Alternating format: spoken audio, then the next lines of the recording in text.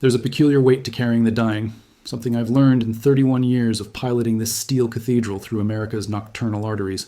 Not the physical weight, though God knows these buses carry enough human cargo to strain any engine, but the metaphysical burden of witnessing final journeys, last chances, ultimate destinations that have nothing to do with the cities printed on tickets. Tonight's congregation aboard this Greyhound bound for Dallas includes the usual midnight pilgrims, a young mother clutching a baby like a talisman against whatever darkness she's fleeing, 2 soldiers heading back to base with the hollow-eyed resignation of men who've seen too much, an elderly woman knitting prayers into patterns only she understands. Each passenger carries their own small apocalypse, their own private endings disguised as new beginnings. But it's the man in seat 14B who draws my philosopher's eye tonight. Not because he's remarkable in any obvious way, but because he possesses that particular stillness that comes to people who've made peace with the inevitable. He boarded in El Paso at 11:47 p.m. with the careful movements of someone conserving energy for something more important than comfort, carrying only a worn leather messenger bag and an expression of profound calm that I've learned to recognize in my decades of shepherding souls between their yesterdays and their tomorrows. His name, according to the manifest, is Thomas Webb. Mid-40s, traveling alone, destination Dallas. Nothing unusual there. Half my passengers are Thomas Webbs, anonymous pilgrims moving through the darkness for reasons they don't share with bus drivers. But there's something in his bearing, something in the way he settled into his seat and immediately pulled out a manila envelope thick with photographs that marks him as different from the typical midnight wanderer. He's been studying those photographs for 3 hours now, occasionally holding one up to catch the reading light, his face cycling through expressions I can't quite interpret from my elevated perch behind the wheel. Not sadness, exactly, not fear. Something more complex. The look of a man reviewing evidence for a trial that's already reached its verdict. The highway unfolds before us like a meditation on distance and time, broken only by the occasional oasis of light marking another small Texas town where people sleep in beds they call their own, dreams they believe they control. Out here in the between spaces, traveling at 65 miles per hour through the kind of darkness that makes philosophers of us all, the normal rules of existence bend and blur until passenger and driver become fellow travelers in a much larger journey than the one printed on the ticket. We're maybe 50 miles outside Lubbock when Thomas Webb stands up and makes his way forward, moving with that careful precision I've come to associate with people who've learned to treat their bodies like borrowed instruments that might be recalled at any moment. He stops beside my seat, and I catch the scent of something medicinal, antiseptic, the particular chemical perfume of someone fighting a war with their own biology. "Driver," he says, his voice carrying the raspy quality of someone who's spoken too many words to doctors and doesn't have many left for anyone else. "I need to show you something. In 31 years of driving, I've learned when to engage and when to deflect, when a passenger's need to talk trumps regulations about driver distraction, and when it's safer to maintain professional distance. But there's something in Thomas Webb's tone, not desperation, not madness, but a kind of urgent clarity, that makes me gesture toward the empty seat across from me. "What's on your mind, Mr. Webb?" He settles into the seat with the careful movements of someone who's learned that every position change might bring either relief or agony, then pulls out one of the photographs he's been studying. It's a professional headshot, the kind used for corporate websites or congressional campaigns. A man in his 50s with silver hair, expensive dental work, and the kind of smile that's designed to inspire confidence in boardrooms and voting booths. "This is my killer," Thomas says, holding up the photograph with the matter-of-fact tone someone might use to identify their mailman or their barber. The words hang in the recycled air of the bus like smoke from a fire I can't see, and I feel that familiar shift in the atmosphere that comes when an ordinary journey transforms into something larger, more significant, more dangerous than simple transportation. "Come again?" Thomas places the photograph on the small ledge beside my seat, where the overhead lights catch the subject's confident smile and turn it into something almost predatory. "Dr. Richard Hawthorne, Chief Medical Officer at Meridian Pharmaceuticals, the man who approved the clinical trial protocols that are going to kill me, along with about 300 other people who trusted their company to develop safe treatments for pancreatic cancer." The highway curves slightly, and my headlights sweep across a billboard advertising some casino's promise of jackpots and dreams come true. The irony isn't lost on me. Here I am, carrying a man who's apparently hit the worst lottery imaginable, transporting him toward a confrontation with the people who sold him the losing ticket. "Mr. Webb, that's a serious accusation." "It's not an accusation," he interrupts, pulling out more photographs, more documents, spreading them across the makeshift table space between us like a detective laying out evidence for a jury. "It's documentation. Medical records, internal company emails, FDA correspondence, financial statements showing how Meridian rushed their experimental drug to market knowing it would cause fatal complications in approximately 15% of trial participants. I glance at the documents, see official letterheads, medical terminology I don't understand, But mostly I see the careful handwriting of someone who's spent months, maybe years, documenting his own death sentence with the methodical precision of a man who understands that truth without evidence is just opinion. 15%, Thomas continues, his voice taking on the cadence of someone who's rehearsed these facts until they've become a litany, a prayer, a call to whatever gods oversee justice in a world where pharmaceutical companies calculate acceptable mortality rates like cost-benefit analyses. 47 people out of the 312 in the initial trial. We all signed waivers, of course. We all understood the risks, or thought we did. What we didn't understand was that Meridian already knew their drug would kill us. The bus rolls through another small town, past houses where families sleep peacefully, unaware that somewhere in the darkness, a dying man is reviewing evidence of corporate murder with a bus driver who suddenly finds himself cast as witness, confessor, and maybe accomplice in whatever justice Thomas Webb has planned for his remaining time. Where are you going with this, Mr. Webb? He carefully gathers the photographs and documents, returns them to his messenger bag with the reverent care of someone handling sacred relics. Dallas, Meridian Pharmaceuticals headquarters. Tomorrow morning, they're holding their quarterly shareholders meeting where Dr. Hawthorne will present fabricated data about their pancreatic cancer treatment, claiming it's safe and effective while knowing it's currently killing people like me in clinical trials across the country. And you plan to do what, exactly?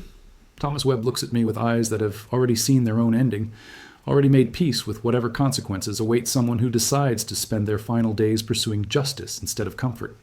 I plan to ask Dr. Hawthorne some questions he won't be able to answer without admitting that Meridian Pharmaceuticals is in the business of profitable murder. The highway stretches ahead into darkness that seems suddenly fraught with possibility and danger in equal measure. Somewhere in Dallas, a pharmaceutical executive sleeps peacefully in a bed that money can buy, dreaming dreams that money can protect, unaware that a dying man is traveling through the night toward a confrontation that might finally force him to account for the lives his company has treated as acceptable losses in the pursuit of profit. I've carried many passengers over the years, but never one who could identify his own killer, never one traveling toward a reckoning with the system that's destroying him. Thomas Webb isn't just another midnight traveler. He's evidence, witness, and judge combined into one dying man with nothing left to lose, except the opportunity to make sure his death means something more than just another pharmaceutical statistic. The miles tick by like a countdown to something I can't quite name, carrying us all toward whatever dawn awaits at the intersection of truth and power, justice and profit, one man's mortality and a corporation's accountability. This is going to be a very long night and an even longer morning. The Texas plains roll past us like the pages of an unwritten book, each mile marker a word in a story that's still being composed by forces larger than any individual passenger, but smaller than the corporations that shape their destinies. It's 2:30 a.m., and most of my congregation has surrendered to sleep, heads pressed against windows, dreaming whatever dreams sustain people who travel by bus through the deep night hours. But Thomas Webb remains awake, vigilant, reviewing his documentation with the focused intensity of a scholar preparing for the most important examination of his life. Every few minutes, he pulls out another photograph, another document, another piece of evidence in what appears to be a meticulously constructed case against the pharmaceutical industry's casual relationship with human mortality. In my 3 decades of driving these highways, I've developed a philosophy about the relationship between passenger and driver, between the one who carries and the one who's carried. We're all pilgrims in the Church of Motion, all seeking something beyond our current location, all hoping that the next destination might offer answers to questions we've been afraid to ask. But tonight feels different. Tonight, I'm not just transporting a passenger toward his geographic destination.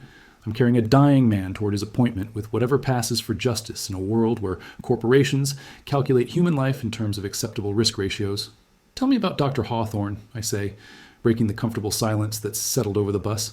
In my experience, people carrying the kind of burden Thomas is carrying need to speak their truth, need to be heard by someone who's willing to listen without judgment or medical disclaimers.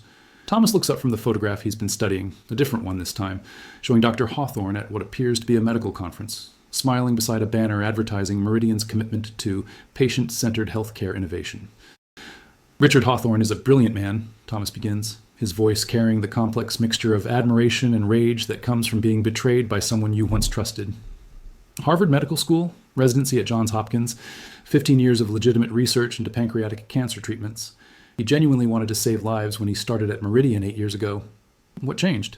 Meridian went public. Suddenly, Dr. Hawthorne wasn't just answerable to patients and medical ethics. He was answerable to shareholders and quarterly profit reports. The pressure to produce results, to bring treatments to market faster, to show consistent growth in a sector where success is measured in lives saved rather than revenue generated. Thomas pulls out another document, this one an internal Meridian email chain, showing discussions between Dr. Hawthorne and the company's financial leadership about the cost-benefit analysis of extending clinical trial periods versus accepting higher mortality rates in initial patient populations. You have to understand, Thomas continues, pancreatic cancer is essentially a death sentence. 5-year survival rates under 15%, most patients dead within 6 months of diagnosis. When someone offers you hope, even hope with significant risks, you take it. You sign the waivers, you trust the white coats, you believe that the people treating you see you as more than just a data point in their research. I think about faith, about the particular kind of trust required to place your life in the hands of strangers who speak in medical terminology and promise outcomes they can't guarantee. Every passenger who boards my bus exercises a similar faith, trusting me to deliver them safely to their destination, trusting the mechanical systems that keep us moving through darkness, trusting that the world will still be recognizable when they arrive wherever they're going. But Thomas Webb's faith was betrayed in a way that makes my responsibilities as a bus driver seem almost trivial by comparison. I'm trusted with transportation. Dr. Hawthorne was trusted with life itself. When did you figure out what was happening? About 6 months ago, I was responding better to the treatment than most participants. Tumor shrinkage, improved energy levels, all the markers suggesting the drug was working. But then I started noticing the pattern in our support group meetings. People would disappear, stop coming to sessions. The research coordinators would say they'd decided to pursue other treatments, or that they'd moved away, or that they'd chosen to spend their remaining time with family. Thomas's voice takes on the flat, analytical tone of someone who's learned to discuss horror as if it were an academic exercise. The only way to process betrayal on this scale without being consumed by rage. But you investigated. I'm a retired journalist, investigative reporter for 30 years before the diagnosis. Old habits die hard, even when you're dying hard yourself. He manages a bitter smile at his own wordplay. Started with obituaries, death certificates, medical records from families willing to share information. 47 people from our trial group, all dead within 4 to 6 months of starting treatment. All showing the same progression, initial improvement followed by rapid organ failure. The highway curves through sleeping farmland, past houses where people trust that morning will come, that their bodies will continue functioning, that the medications in their cabinets will help rather than harm them. Simple faith in systems too complex for individual comprehension. Trust that someone, somewhere, is ensuring that the powerful don't prey on the vulnerable. Did you contact the FDA? Thomas laughs, but there's no humor in it. Of course I did. Filed formal complaints, submitted documentation, requested investigations. You know what I got back? Form letters thanking me for my concerns and informing me that Meridian's clinical trial protocols had been reviewed and approved by appropriate regulatory bodies. They stonewalled you. Worse than that. They've been captured by the industry they're supposed to regulate. Half the FDA officials overseeing pharmaceutical approvals used to work for companies like Meridian, and the other half are planning to work for them after they leave government service. It's regulatory theater, designed to give the appearance of oversight while allowing companies to police themselves. The radio crackles with chatter from other drivers on other routes, carrying their own collections of midnight passengers toward destinations both mundane and profound. I wonder how many of them are transporting people who've been failed by systems designed to protect them. How many buses rolling through the darkness tonight carry passengers seeking justice from institutions that profit from their suffering? You know what strikes me most about Thomas Webb's story? It's not unique. Every night, I carry passengers who've been betrayed by powerful institutions, healthcare systems, financial companies, government agencies, corporations that see human beings as resources to be exploited rather than lives to be protected. But most of them suffer in silence, isolated by their individual tragedies, unaware that their personal disasters are part of larger patterns of systemic corruption. If you're still riding along with me through this darkness, I want you to understand something. This isn't just one man's story about one pharmaceutical company's crimes. This is about what happens when profit becomes more important than people, when regulatory capture replaces genuine oversight, when the powerful calculate human life in terms of acceptable losses and liability management. Thomas Webb is traveling toward his appointment with Dr. Hawthorne, not just seeking personal justice, but carrying the weight of 46 other people who died trusting a system that betrayed them. He's become a living memorial to corporate murder, evidence that someone needs to witness, testimony that demands to be heard. The miles accumulate like evidence in a case that's been building for decades, carrying us closer to Dallas and whatever confrontation awaits between one dying man and the pharmaceutical executive who approved his death sentence. Some journeys are about reaching destinations. Others are about bearing witness to truth that power would prefer to keep buried. Tonight, I'm carrying a passenger toward both. Dallas emerges from the pre-dawn darkness like a promise written in glass and steel. Its downtown skyline a testament to the kind of corporate power that builds monuments to its own success, while bearing evidence of its failures in actuarial tables and liability assessments. We pull into the Greyhound terminal at 5:47 a.m., and Thomas Webb gathers his messenger bag with the careful deliberation of someone preparing for the most important performance of his life. Most passengers disembark quickly, eager to escape the confined intimacy of bus travel and disappear into whatever anonymity awaits them in America's fourth largest city. But Thomas moves slowly, checking and rechecking his documents, his photographs, his evidence, like a lawyer preparing for a trial where the opposing counsel has unlimited resources and no conscience. "Mr. Webb," I say as he prepares to leave, "what exactly are you planning to do at this shareholders meeting?" He stops at the bus door, turns back to face me, and I see something in his expression that I've been trying to identify all night. Not desperation, not madness, not even anger. Something much more dangerous. Absolute clarity about purpose and consequences. "I'm going to ask Dr. Hawthorne a simple question," he says. "In front of the shareholders, the board of directors, and whatever media covers corporate earnings reports, Dr. Hawthorne, how many people has Meridian's pancreatic cancer treatment killed? And when did you first know it was lethal? And then I'm going to die on stage in front of everyone, showing them exactly what their 15% acceptable mortality rate looks like when it has a name and a face and a story. The weight of what he's telling me settles around us like the morning air, thick, heavy, inescapable. Thomas Webb isn't just planning to confront his killer, he's planning to use his own death as evidence to transform his personal tragedy into public testimony that can't be dismissed, buried, or explained away by corporate communication specialists. Thomas, you can't be serious. I've never been more serious about anything in my life, or what's left of it." He adjusts the strap of his messenger bag, checking his watch. "The treatment has maybe 6 hours left before the final organ cascade begins. I've timed this perfectly. Long enough to get into the meeting, ask my questions, present my evidence, and short enough that I'll die before their security can remove me, or their lawyers can silence me. I've carried suicidal passengers before, people so broken by life that they saw my bus as transportation to their final destination. But Thomas Webb isn't suicidal. He's strategic. He's weaponizing his own mortality, turning his death into ammunition in a war against corporate killing that he can't win but refuses to surrender. There has to be another way. Reporters, prosecutors, someone who can investigate. I tried all of that. Spent 8 months trying to work within systems designed to protect companies like Meridian from people like me. You know what I learned? Individual victims don't matter to institutions built on managing acceptable losses. But public deaths, televised confrontations, evidence presented in forms where it can't be controlled or suppressed, that's different. He pulls out his phone, shows me a video file queued and ready to upload. 47 testimonials from family members of people killed by Meridian's treatment, documented evidence of the company's knowledge of lethal side effects. Internal communications proving Dr. Hawthorne approved protocols he knew would kill people. All of it goes live the moment I collapse on that stage. The Dallas morning is growing brighter, commuter traffic beginning to flow toward downtown offices where people will spend their days making decisions that affect lives they'll never meet, calculating profits from suffering they'll never witness. Somewhere in that forest of corporate towers, Dr. Richard Hawthorne is probably reviewing his presentation for today's shareholders meeting, fine-tuning language designed to obscure rather than illuminate, to protect rather than inform. "Thomas, what about your family, people who love you?" His expression softens for the first time since he boarded my bus. "My wife died 3 years ago, breast cancer.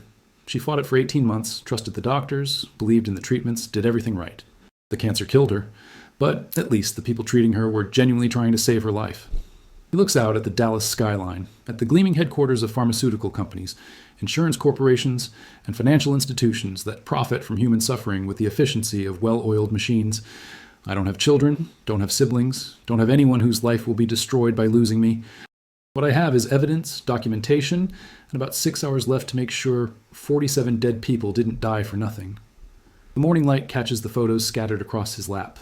Dr. Hawthorne at various corporate events, medical conferences, congressional hearings where he testified about Meridian's commitment to patient safety while knowing his company was systematically killing the people it claimed to be helping. "You understand that what you're planning is essentially suicide?" "No," Thomas says, standing up with the careful movements of someone whose body is already beginning to shut down. "What I'm planning is testimony. Meridian Pharmaceuticals committed suicide the day they decided that 15% mortality was an acceptable cost of doing business. I'm just making sure everyone sees the body." He walks toward the bus door, then stops, turns back one more time. "Driver, I need you to understand something. When you see this on the news tonight, and you will see it on the news, I need you to know that this isn't about revenge or bitterness or despair. This is about justice for people who trusted a system that betrayed them, and accountability for institutions that profit from that betrayal. Thomas, and I need you to know that meeting you, having someone listen to this story, having a witness who understands the full context, that's meant something to me. In a world where dying people are just statistics to be managed, you treated me like a person whose story mattered. He extends his hand and I shake it, feeling the paper-thin skin, the fragile bones of someone whose body is surrendering to the chemicals that were supposed to save him. Thank you for the ride, Charlie. All of it. The transportation, the conversation, the witness. It's been an honor to travel with you. And then he's gone, walking across the bus terminal parking lot toward downtown Dallas, carrying his evidence and his purpose and his approaching death toward a confrontation that will either change everything or change nothing, depending on whether anyone with power is still capable of shame. I sit in my empty bus, surrounded by the debris of other people's journeys, forgotten newspapers, empty coffee cups, the lingering scent of lives in transit, and realize that I've just participated in something much larger than transportation. I've carried a dying man toward his appointment with justice, witnessed the final preparations of someone who's decided to transform his personal tragedy into public testimony. In about 3 hours, Thomas Webb will walk into Meridian Pharmaceuticals' shareholders meeting. He'll stand up during the question period, identify himself as a participant in their pancreatic cancer trial, and begin asking questions that Dr. Hawthorne can't answer without admitting corporate murder. And then he'll die, on stage, in front of cameras, with evidence clutched in hands that will never again trust pharmaceutical companies to choose healing over profit. Some passengers you transport to their destinations, others you carry toward their destiny. This morning, I've done both.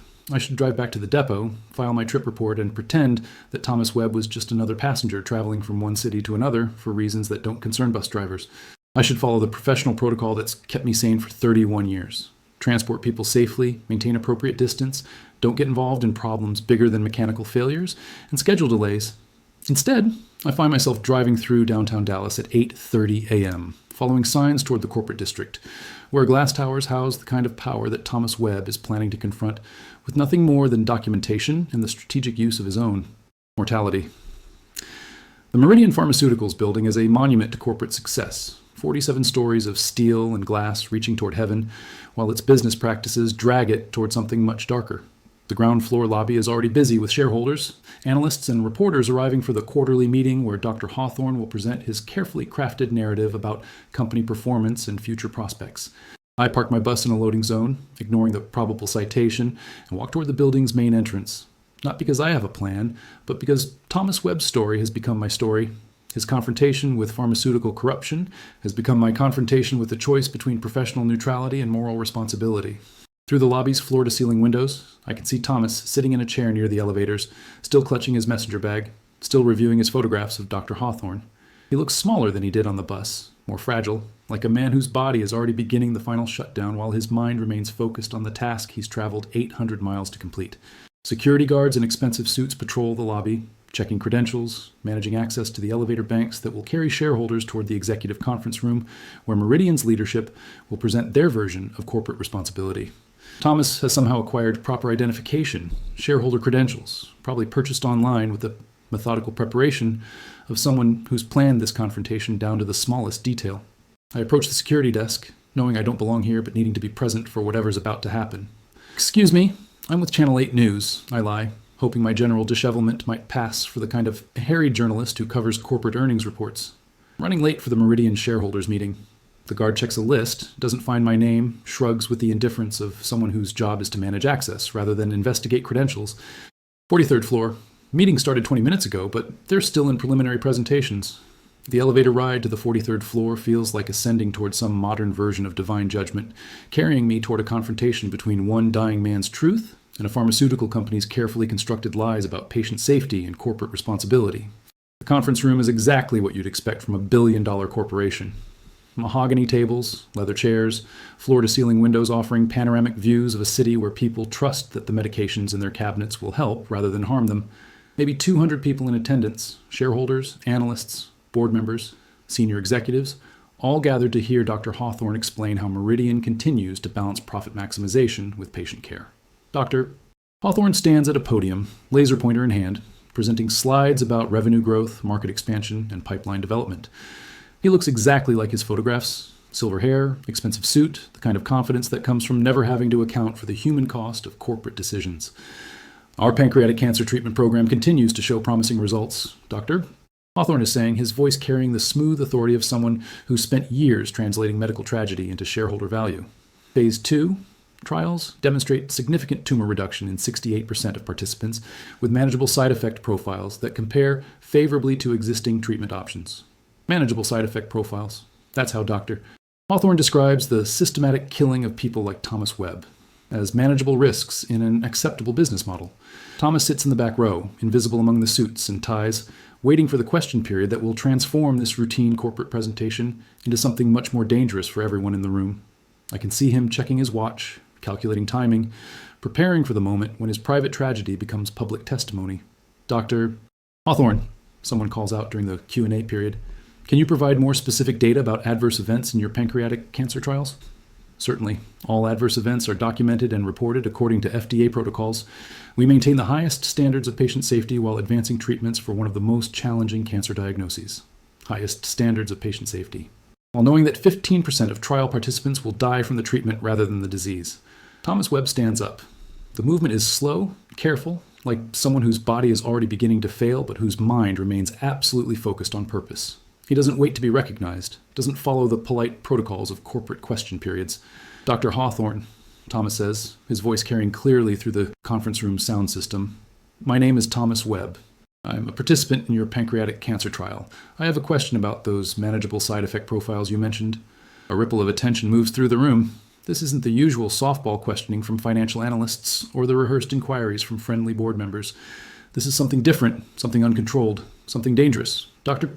Hawthorne's expression doesn't change, but I can see him calculating, assessing, trying to determine whether Thomas represents a manageable public relations challenge or something more serious. Mr. Webb, I'd be happy to discuss your specific treatment concerns after the meeting through appropriate medical channels. No, Thomas interrupts, pulling out his manila envelope, extracting photographs and documents. I want to discuss them now, in front of the shareholders who profit from your research, in front of the board members who approve your protocols, in front of the reporters who will document your answers. Security guards are moving now, but slowly, unsure whether this constitutes a legitimate disruption or a medical emergency. Thomas's voice is growing weaker, but his words remain clear, focused, devastating. Dr. Hawthorne, how many people has Meridian's pancreatic cancer treatment killed? Not the cancer, the treatment itself. How many of your trial participants have died from organ failure caused by your experimental drug rather than tumor progression? The conference room falls silent, except for the soft hum of air conditioning and the distant sound of Dallas traffic 43 floors below. Dr. Hawthorne grips the podium, his carefully prepared presentation suddenly irrelevant, his corporate talking points useless against direct confrontation with documented evidence. Mr. Webb, I understand you're facing a difficult diagnosis, but I can't discuss specific medical information in this forum. 47 people, Thomas says, his voice now amplified by someone in the audience who's holding up their phone to record. 47 people from the initial trial group, all dead within 6 months of starting treatment, all showing the same progression. Initial improvement followed by rapid organ failure. He's reaching into his bag now, pulling out photographs, death certificates, medical records, evidence that transforms abstract mortality statistics into human faces, individual tragedies, proof that Meridian's acceptable losses have names and families and stories. Mr. Webb, please, Dr. Hawthorne begins, but Thomas is no longer listening to corporate deflection. I have documentation, Thomas continues, his voice weakening but his message growing stronger. Internal company emails discussing acceptable mortality rates, FDA correspondence showing Meridian's knowledge of lethal side effects, financial projections calculating the cost-benefit ratio of patient deaths versus liability exposure. Security guards reach Thomas just as his body begins to fail, just as the experimental drug's final cascade begins shutting down organs that have been fighting a losing battle for months. But he's already accomplished what he came to do. He's presented evidence that can't be suppressed, asked questions that can't be unanswered, transformed his private tragedy into public testimony. As medical personnel rush to help him, as security tries to control the situation, as reporters document everything with phones and cameras, Thomas Webb looks directly at Dr. Hawthorne and delivers his final statement. This is what your 15% acceptable mortality rate looks like when it has a name and a face and a family. This is the human cost of pharmaceutical profit. And then he collapses, still clutching photographs of the man who approved his death sentence, still surrounded by evidence of corporate murder, still breathing but barely, having spent his final moments ensuring that 47 dead people didn't die for nothing. The conference room erupts into chaos, but it's too late for damage control. Thomas Webb has succeeded in transforming Meridian's routine shareholders meeting into a public trial, with himself as both prosecutor and evidence, with Dr. Hawthorne as defendant, and with a room full of witnesses who could no longer pretend they don't know the human cost of pharmaceutical corruption. Some confrontations end with victory or defeat. This one ends with truth, witnessed and documented, impossible to suppress or explain away. Thomas Webb came to Dallas to die in service of justice. Mission accomplished. 3 months later, I'm reading the morning news over coffee at a truck stop outside Amarillo when I see the headline that tells me Thomas Webb's death wasn't in vain. Meridian Pharmaceuticals reaches $2.8 billion settlement in wrongful death lawsuit. The article details how Thomas's dramatic collapse at the shareholders' meeting, combined with the evidence he'd meticulously gathered, triggered a federal investigation that uncovered decades of systematic fraud, regulatory capture, and corporate homicide disguised as acceptable risk management. Dr. Richard Hawthorne is awaiting trial on 47 counts of involuntary manslaughter. His carefully constructed career as a medical researcher destroyed by the testimony of a dying man who refused to die quietly. But the real victory isn't the money or the criminal charges. It's the paragraph buried deep in the article mentioning the Thomas Webb Patient Protection Act, federal legislation requiring pharmaceutical companies to publicly report all trial deaths within 24 hours, establish independent oversight committees for experimental treatments, and face automatic criminal prosecution for any evidence of concealed mortality data. The ripple effects continue spreading outward like concentric circles from a stone thrown into still water. Congressional hearings about pharmaceutical industry practices, FDA officials resigning under pressure for regulatory capture, medical journals publishing previously suppressed studies about drug safety, families of patients killed by corporate negligence finally finding lawyers willing to take on billion-dollar defendants. But the most important ripple is something you can't measure in settlements or legislation. The knowledge that individual people still have the power to confront institutional corruption, that one person's courage can expose systemic evil, that dying with purpose can accomplish more than living in comfortable silence. I think about Thomas Webb every time I drive past a billboard advertising pharmaceutical products, every time I carry passengers who've been failed by healthcare systems, every time someone boards my bus carrying the weight of institutional betrayal. His story has become part of my philosophy of the road, my understanding of what it means to bear witness to human courage in the face of overwhelming power. Last week, a young woman boarded my bus in Houston, clutching a manila envelope and wearing the expression of someone who knows too much about something dangerous. She reminded me of Thomas Webb, not physically, but in her bearing, her sense of purpose, her determination to use whatever time she had left to fight for something larger than her own survival. "Ma'am," I said as she paid her fare, "if you're heading toward something dangerous, if you need someone to know your story, there are people who can help. Reporters who understand corporate corruption, lawyers who specialize in taking on powerful institutions, prosecutors who aren't afraid to challenge pharmaceutical companies." She looked at me with surprise, maybe recognition that sometimes the most important allies are the ones you meet accidentally, the ones who choose to witness rather than ignore, the ones who understand that bus drivers can be philosophers and passengers can be heroes. "How do you know?" she asked. "Because I learned from a dying man that the most important journeys aren't always about reaching your destination. Sometimes they're about making sure your story reaches people who can continue the fight after you're gone." The highway stretches ahead of me tonight, same as always, but different in ways I'm still learning to understand. Every passenger who boards my bus carries something: hope, fear, evidence, truth, courage, desperation. Most of them are just trying to get from one place to another, but some of them are carrying truth that could change the world, if they can find someone brave enough to help them deliver it. Thomas Webb taught me that being a bus driver isn't just about transportation, it's about witnessing, about providing a forum for truth-telling, about being present when ordinary people decide to do extraordinary things. He transformed his final journey from a trip toward death into a voyage toward justice, and he invited me to be part of that transformation. The radio crackles with familiar traffic from other drivers, other routes, other midnight pilgrimages across America's sleeping body. Dispatcher calling out schedule updates, drivers reporting weather conditions, the mundane poetry of people moving through darkness toward whatever dawn awaits them. But now I listen differently, wondering which of my fellow drivers might be carrying their own Thomas Webb, their own passenger with evidence of corporate corruption, their own dying whistleblower, traveling toward a confrontation with institutional power. And I wonder whether they'll recognize the significance of their cargo, whether they'll choose to witness rather than ignore, whether they'll understand that sometimes the most important destinations are the ones where justice finally catches up with people who thought they were untouchable. The lights of Amarillo appear ahead, and I remember another passenger, another story, another lesson about the intersection of mortality and courage. David Chen, who taught me that teaching matters. Miguel Santos, who showed me that protecting children requires adult courage. And now Thomas Webb, who demonstrated that dying with purpose can accomplish more than living in comfortable silence. Each of them transformed my understanding of what it means to drive these highways, to carry people between their yesterdays and tomorrows, to witness the small moments when individuals decide to confront systems designed to crush them. The road continues, patient and full of possibility, carrying all of us toward whatever justice waits at the intersection of human courage and institutional accountability. Somewhere out there in the darkness, another passenger is preparing to board another bus, carrying another envelope full of evidence, traveling toward another confrontation with power. When they find me, I'll be ready. Because that's what we do, those of us who work the night shift on America's highways. We bear witness. We provide safe passage. We make sure important stories reach their intended destinations. And sometimes, if we're very lucky, we get to be present when ordinary people do extraordinary things in service of justice that outlasts their own mortality. The journey continues, and the next passenger is already walking toward my bus. Thanks for traveling with me through this story of courage confronting corruption. Every comment you leave, every story you share about standing up to institutional power when it would be easier to stay silent, those are the lights that remind us we're not alone in the fight for justice. If you want to see where these highways lead next, hit that subscribe button. Because somewhere out there, another Thomas Webb is gathering evidence, preparing for their own confrontation with corporate corruption, looking for someone brave enough to help them deliver truth to people who can act on it.